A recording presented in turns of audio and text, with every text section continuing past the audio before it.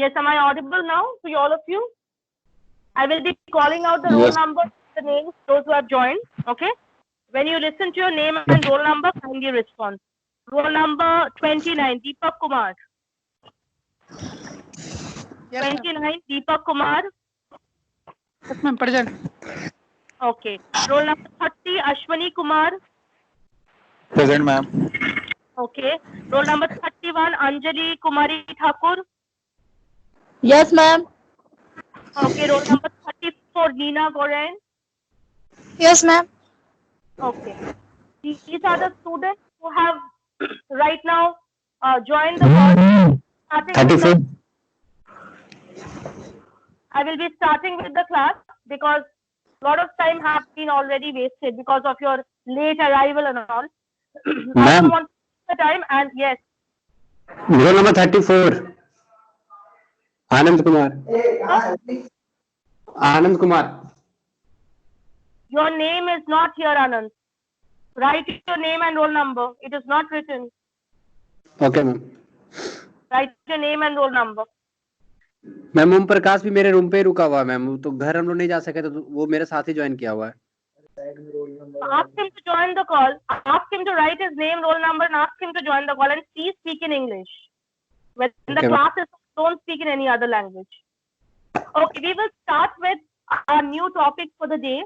As we have finished, this is the last module that we have started with, and within this, by the end of May, we will be finishing this last module.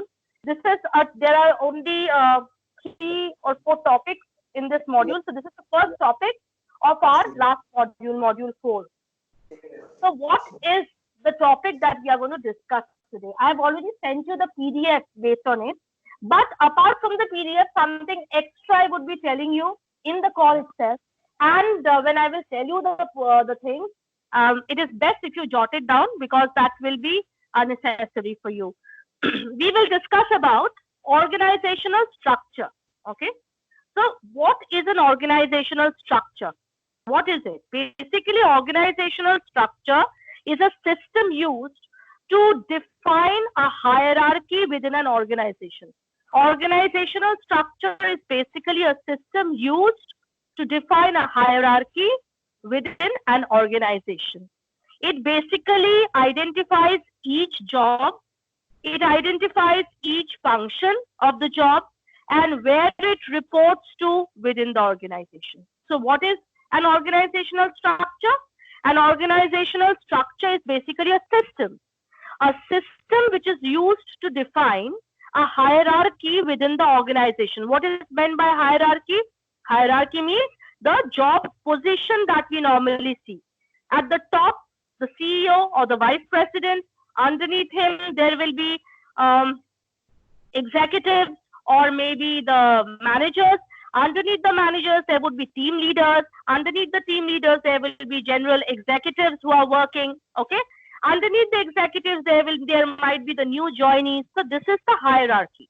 So what is an organizational structure? It is basically a structure which is a system that is used to define the hierarchy within an organization. Now, what is that hierarchy doing? That hierarchy is basically trying to identify each job, trying to see its function, and trying to check where it reports to within the organization. Now, this structure, this organizational structure was first developed to establish how an organization operates and assists an organization in obtaining its goals to allow for future growth. So what is the aim of this organizational structure? Very simple. This organizational structure basically aims at developing and establishing an organization. How is it developing the organization? By obtaining its goals to allow for future growth so that the organization can grow better in the future. That is why this organizational structure, a systematic structure has been formed. Why this structure has been formed? So that at the end of the day, our aim is that the organization which is there, which is functioning, that organization should be able to function in such a manner so that it can have a better position in years to come. It can be a better successful organization. So that is basically the goal, so that the organization grows. Now there are various types of organizational structure. After you understood the organizational structure, how is it formed? What is it? Now we will discuss about what are the different types of organizational structure. What are the different types? These are all mentioned in the notes. The basic different types of organizational structure are defined to meet the needs of organizations that operate differently. What do I mean to say? By this I mean to say that every organization basically operates differently. Okay, every organization, the organizations do not work same all the time. All organizations do not work in the same manner. There are different ways, different methods of working for every organization. So organization operates differently. And the type of organizational structure includes, number one, divisional. If you want, you can write this down. The types of organizational structure includes divisional, number one. Number two, functional. Number three, geographical. And number four, matrix. Okay. These are basically the types of organizational structure which includes. Now the various types of organizational structure basically includes these things. What does it include? It includes divisional, it includes functional, it includes geographical, and it includes matrix. Now a divisional structure, what is it? A divisional structure is suitable for organizations with distinct business units. Okay, a divisional. So what does it mean? A divisional structure of organization basically is suitable for organizations with distinct business unit. Means, for example, let us think about Reliance. Okay, let us think about Reliance Digital. Reliance company, it has various types or various wings of business chain. Reliance not only deals with petroleum, Reliance also deals with telecom industry. Reliance even deals with clothing. Okay, Reliance Smart, it even deals with wholesale, grocery, and all those multi-faceted items. So Reliance is a structure. It has a different, now every wing of Reliance Industries has a different structure, has a different mode of operation. Okay. The divisional structure is suitable for organizations with distinct business units, while a geographical structure provides a hierarchy for organizations that operate at several locations nationally or internationally. Example, very simple example, TCS, for example. TCS has several, the company TCS, its units are placed in various parts of India. TCS Bangalore is there, TCS Kolkata is there, TCS Hyderabad is there, TCS Chennai is there. So TCS is basically the business unit is one, that is Tata Consultancy, but its geographical location changes. Now when the geographical location changes, definitely what happens is, based on various locations, your employee, the recruitment of the employees will definitely change. What do I mean by that? People of Chennai, their way of working, their culture, their temperament, their requirement in a job will not be same as maybe people of Kolkata, might not be same maybe with the people of Hyderabad. Because every geographical, based on the geographical location, based on the place where the company is being placed, the recruitment is done from their origin. Along with that, there are even outsiders. Maybe a person from Kolkata is also working in Chennai TCS. I'm not talking about those kind of shuffling. I'm talking about general geographical location. Based on the geographical location, while we are talking about geographical structure, we are basically trying to say that The hierarchy of organizations that operate at several locations nationally and internationally has a different mode of structure, has a different mode of organizational structure, which is called geographical structure. What is functional organization? Functional organization structure is based on each job's duties. So what is meant by functional organizational structure? It basically talks about various jobs' duties. The organizational structure is based on each job's duties. And what is matrix structure of organization? Matrix structure of organization has two or several supervisors. Now this is very important. A matrix structure of organization has two or several supervisors for each job to report to. For every particular job, for every particular aspect of work in this matrix structure of organization, there will be two or more supervisors supervising each job, and the person who are working are supposed to report to all these supervisors.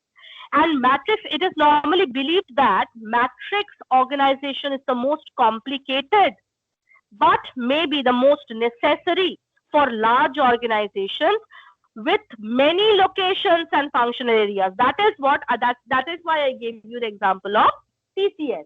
TCS has various geographical locations, various international clients. It has huge variety of employees, employers. So this is a large organization, okay, which are located in many locations. For those organizations, matrix structure is believed to be, even though it's a very complicated structure, but still matrix structure is believed to be one of the best and one of the most necessary mode of organizational structure. Okay, so this is what we can call as organizational structures. These are the, like, if we look at the organizational structure, this is what we can denote as. Okay, now as we already discussed, organizational structure, functional organization, these we already discussed. Now I just want to give you a small overview. It is best if you just look at the notes which I had sent you. From there, I will just give you a small overview of. Now let us discuss about the advantages and disadvantages, okay, of each structure. Now, since we have discussed about the three basic organizational structures, which are like about which we just discussed, like the divisional structure, the geographical structure, the your matrix.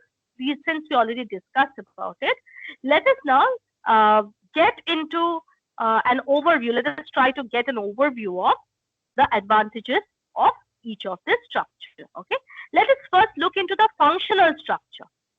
Let us first look at the functional structure. What can be the advantages of a functional structure?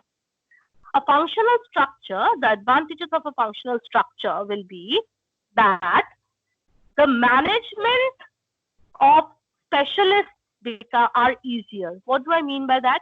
It is already written there, the first in the PDF which I had sent. The first advantage of functional organization is that it makes the management of specialists easier. Why? Because resources specialized in one area report to the same manager. This is very important. Try to understand this. Resources specialized in one area report to the same manager who knows the domain of or the area as well. For example, software developers to IT department. A very simple example for this functional organization. What does it basically say? It basically says that the people who are working underneath functional organizational structure, the people who are basically working, they are working already under a specialist who is already specialized in that area or domain in which they are working. For example, a software developer, when they work for the IT department, software developers, specialists, they are already specialists in IT, in information technology. They are specialists in programming. They are specialists in the IT sector. If the software developer is underneath working underneath the IT department. We call that as a functional organizational structure. That is an advantage. It is considered to be an advantage of functional organizational structure. Another advantage is that why it is advantageous, because team members report report only to one supervisor. Underneath these functional system, the team leader, whoever is the team leader, the person, those who are working under the team leader, that people will only be reporting to one supervisor, who is maybe the manager or maybe the team leader or maybe the team manager.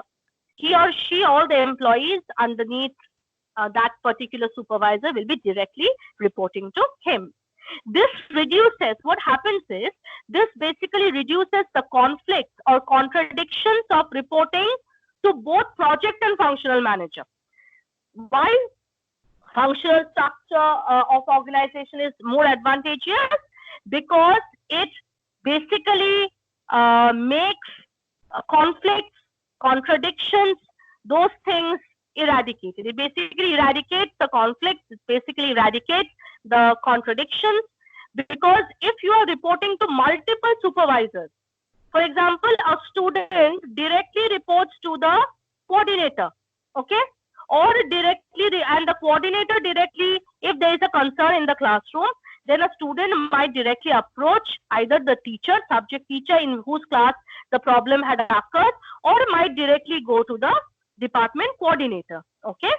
Now, if that happens, the coordinator will then follow the hierarchy of the organizational structure. The coordinator will slowly proceed and will report the matter to the head of the department. So the hierarchy of the organizational structure is maintained. Now, if the student is asked to report to the teacher, at the same time report to the coordinator, at the same time report to the HOD, and then also that same student has to report the same matter to the principal, it will be a contradictory, conflicting way of reporting. So functional organizational structures always follow a simple hierarchy where the team members always report to one supervisor. That one supervisor is already a knowledgeable person who is knowledgeable about the domain or about the area of working already. Another advantage of functional thing is that the last advantage of functional organization, I have already discussed two advantages. The last advantage of functional organization is that they define clear career path for the staff. This is very important. What does it mean? It means that staff belongs to a department specialized in an area, and improving skills, knowledge, competency in that specialization can be proposed as a career path for the resource. An example, I will just give you an example to make you understand this line which I just now said. Basically, let us think about a software developer. A software developer working in software development department already is getting time to develop his skills every single day. He is able to improve his skills since he is working in a domain, in a particular sphere of work in which he had already studied, in which he had already specialized himself with. The more you work, the more you deal with programming every other day, new things you do, you sharpen your skills, you improve your skills, okay, and your knowledge automatically improves. This is an advantage of functional organization. So what does functional organization is offering? It is offering the staff of a department to specialize themselves in an area with repeated working, with repeated function. So these were the functional, these were the advantages of functional organizational structure. Now there can be disadvantages also. What are the disadvantages? See, this topic is basically known as pros and cons of organizational structure. So definitely, if there is advantage, always there is a disadvantage which will be associated. What are the disadvantages?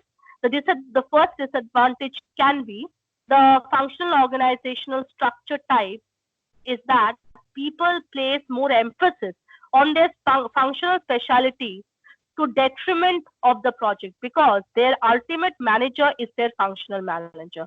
Although they are assigned to a project, they take the directions of their functional managers more seriously compared to the project manager's direction. This is very important. The disadvantage says that number one disadvantage is since this organizational structure is functional, where there is one manager to whom the team members are reporting, and that one manager is their team manager, not their project manager. Therefore, there is a tendency which has been seen, there is a tendency among the people, among the team members, to not follow any direction given by the project manager seriously. They are so centered and they are so engrossed with their own department that they only believe in what their team manager is saying. But that is what their functional manager is saying, who is actually heading their team. But above him, there is also the person who is, you should understand this difference. Functional manager is the person under whom they are working. That functional manager is an IT person, okay? And that functional manager has showed them that these things you are supposed to do in a software developing company. But the project manager is the person who has brought the project. So you are supposed to listen to the project manager as well, because he is the one who is in charge of the project. But these underneath functional structure, the team members only have seen to be taking seriously the functional manager rather than the project manager, which is again a big disadvantage. Okay. Another disadvantage is same disadvantage, that is the project manager has little or no authority. Outcome is project manager has very little or no authority. Okay. Now we will discuss about another advantage of project organization, or we can call it as projectized organization. What are the advantages of projectized organization? It is already mentioned in the notes which I have sent you. The first advantage of a projectized organizational structure is that the resources of the project are dedicated to project, task, and assignment. This actually helps in dedication. Okay, the dedication of the team members, the dedication of the workers, of the employees automatically increases, and the focus and motivation of team members for the success of the project automatically increases. Why? Because the organizational type actually centers, or it basically, the center point is that all the resources of the project are dedicated to the project, task, assignment. Means whatever resources that are available to take the project forward under a projectized organizational structure, it is already there with the team. So the team feels motivated. The team is more loyal towards the project. And underneath the projectized organization, the team basically works for the loyalty, basically works to increase as they are very loyal to the project. Okay, this is an effective method of communication. We can call it an effective method of communication. Why? Because the team members are dedicated to a project, and their existence in the organization solely depends on the project they are working for. So what is the advantage? The advantage is the team members are dedicated to the project, and their existence in the organization solely depends on the project they are working for. So it is totally loyalty based. Now, same thing, as I told you, where there is an advantage, there is also a disadvantage which is always associated with it. Definitely, this projectized organization also has a term of disadvantage. What is that disadvantage? What is the con? The disadvantage is, the most important disadvantage of this projectized organizational structure is that there is no home for the project resources. Once the project is finished, since there are no departments for the resources based on their specialties, if there won't be any new project, resources are released at the end of the project. Try to understand this concept. It means this is basically a solely one project oriented structure.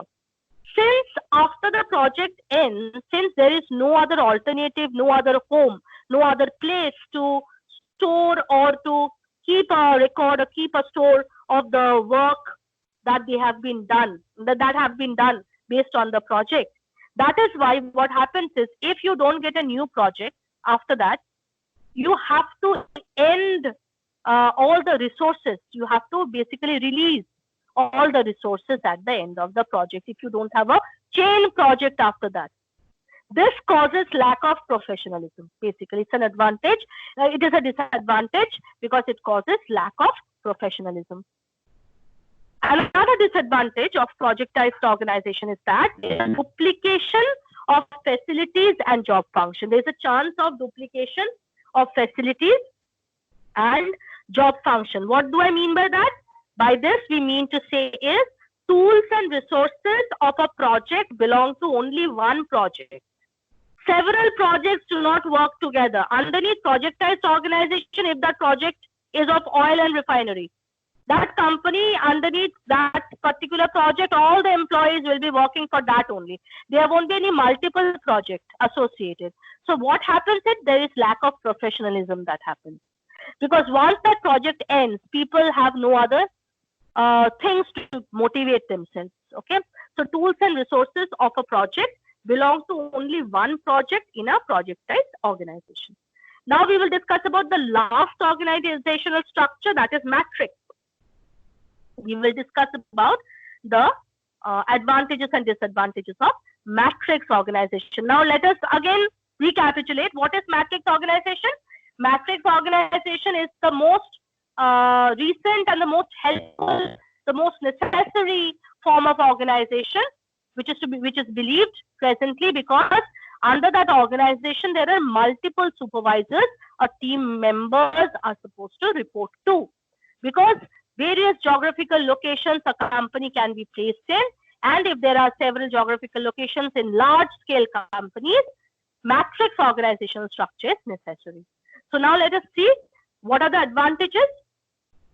The matrix organizational structure has several advantages. Okay, now what is the advantage? The first advantage is highly visible project objective. What do we mean by that? Highly visible project objective. By this we mean to say is what needs to be achieved to complete a project successfully is clearly defined, understandable for the team. Means there is no loophole which is kept. In matrix organization, no loopholes are being kept. Whatever is supposed to be done by the team, that is clearly defined, clearly stated, and meetings are conducted, various things are done, training are being given, so that people who will be doing the work under matrix organizational structure, those people will be able to follow the instructions clearly and will be able to do the work. And it is highly visible, means there is transparency. Number two advantage is improved project manager's control. The project manager has control over resources. The project manager has control over resources. This is the second advantage of matrix organization. What is the third advantage of matrix organization?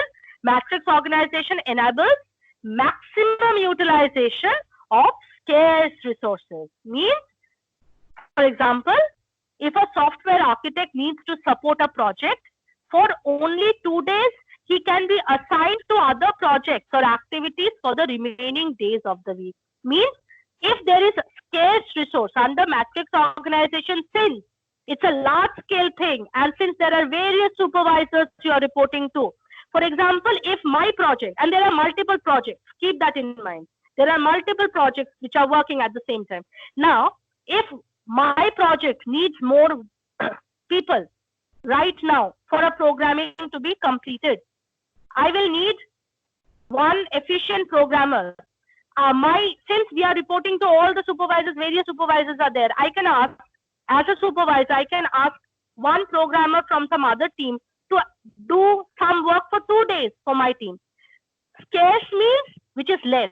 Scarce resource means when resources here refers to the people who are working.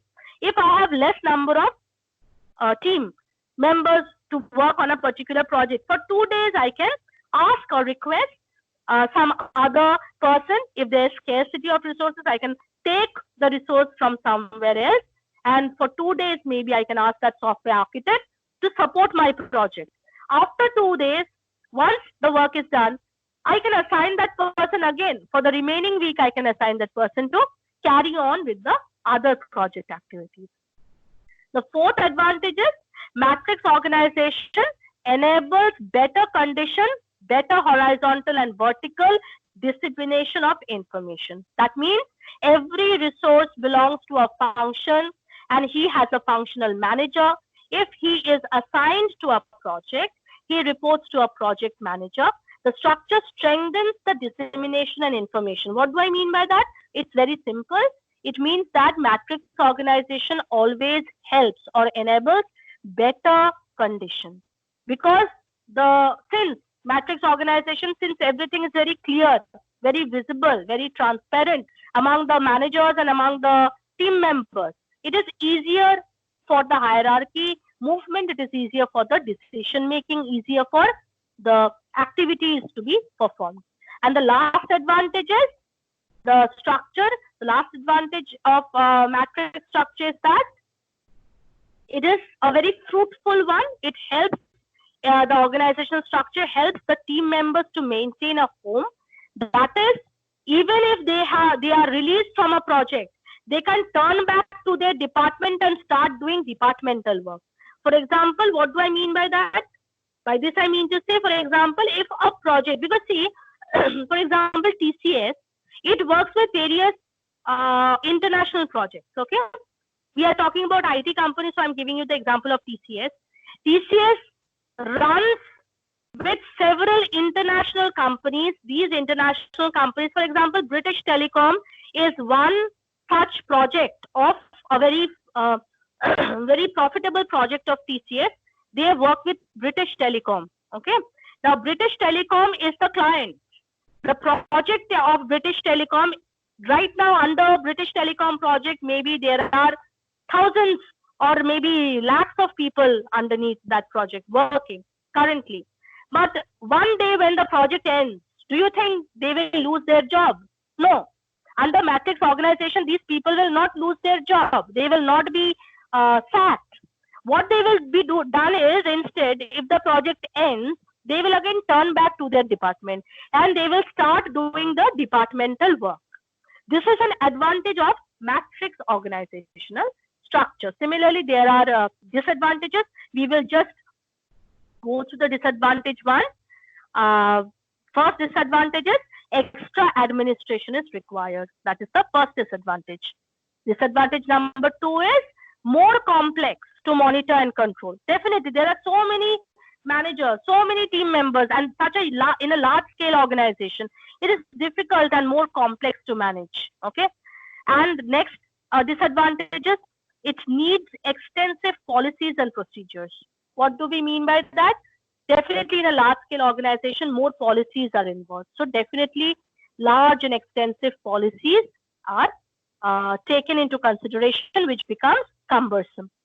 Next disadvantage is higher potential for conflict.